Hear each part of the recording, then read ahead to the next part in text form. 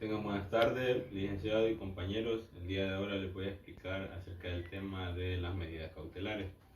Primero hay que explicar qué son las medidas cautelares. Las medidas cautelares son decisiones que el juez a cargo de un proceso toma en base como toma el presente y en base a lo que él observa en el presente hace una interpretación de lo que podría pasar en el futuro.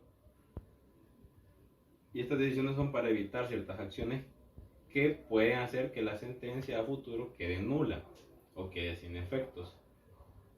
Entonces, cuando hablamos de las medidas cautelares, hablamos de dos tipos de medidas.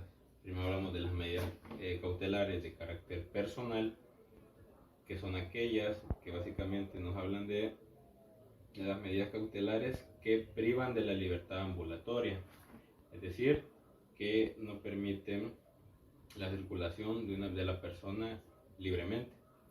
Esto es muchas veces para evitar cierto riesgo de fuga o de que no se dé correctamente el proceso. Entre estas podemos encontrar la citación o detención, que en este caso sería que el juez, para que el proceso se dé correctamente y para no violarle el derecho a la persona de defensa y de que pueda escuchar de lo que se le está, de los delitos que le está imputando, se le cita a la persona, al imputado, para que esté presente en el proceso.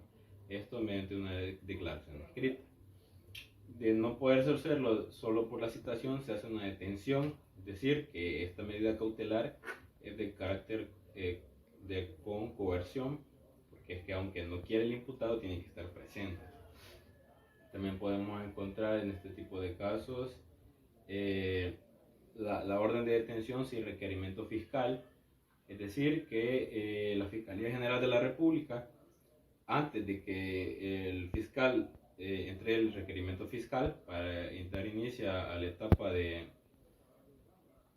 la etapa de instrucción, puede ordenar la captura de el imputado para que no se vaya a fugar. Del mismo modo, una orden de restricción, que la orden de restricción es una orden que dicta el fiscal para que la persona no pueda salir del país. ¿Sí? Se le da una orden de restricción a los aeropuertos para que esa persona no pueda escapar del país.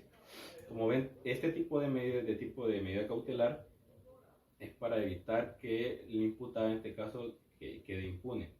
La otra medida cautelar, el otro tipo de medida cautelar es la medida cautelar patrimonial. Este tipo de medidas influyen más en el ámbito civil y básicamente recae sobre los bienes materiales. En este caso podría ser, supongámonos que se congelan cuentas de banco o hay riesgo de que no se pague cierta fianza. Todo esto se hace a petición del interesado. Entonces supongamos que en un divorcio la pareja está exigiendo pues una casa, ¿no? un bien inmueble. A la persona que exige le pide a la juez que ponga una cláusula sobre esa casa para que el dueño de esa casa no la venda, porque si la vende ya no va a poder darle nada, ¿sí? Entonces, para garantizar que esa casa no sea vendida y no quede, esa casa no quede en el aire, se pone esa cláusula, el juez pone esa medida cautelar para que esa casa no pueda ser vendida. Entonces, esas son las medidas de carácter patrimonial. Cuando hablamos de las medidas cautelares que da la Convención Interamericana de los Derechos Humanos, en esta hablamos de un tipo de medida diferente, porque esta es, en vez de, no lo hace un juez de manera para proteger la sentencia a futuro, sino que esto viene del Sistema Internacional de Derechos Humanos, que lo que busca es proteger la vida y la seguridad de las personas sobre actos que son de peligro, inminentes, y la mayor carácter de estas amenazas es que pueden generar un daño irreparable. Que cuando hablamos de la vida y de la dignidad, hablamos de un daño irreparable, porque si nos matan, pues no hay una segunda vida. Si hay un tipo de violación, pues eso es un trauma y no es un daño que se pueda reparar.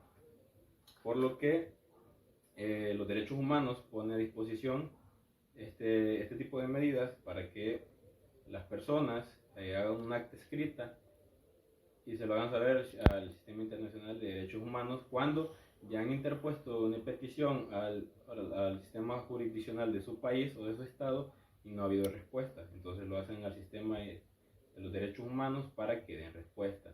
Tiene que ser algo de carácter reciente, de carácter urgente, por eso tiene que ser reciente y tiene que ver con que sea un daño irreparable, ¿sí? Por ejemplo, amenazas o si han habido ciertos robos dentro de la casa y ponen de que la próxima vez será la vida de la persona, aquí sí tiene que entrar en juego los derechos humanos.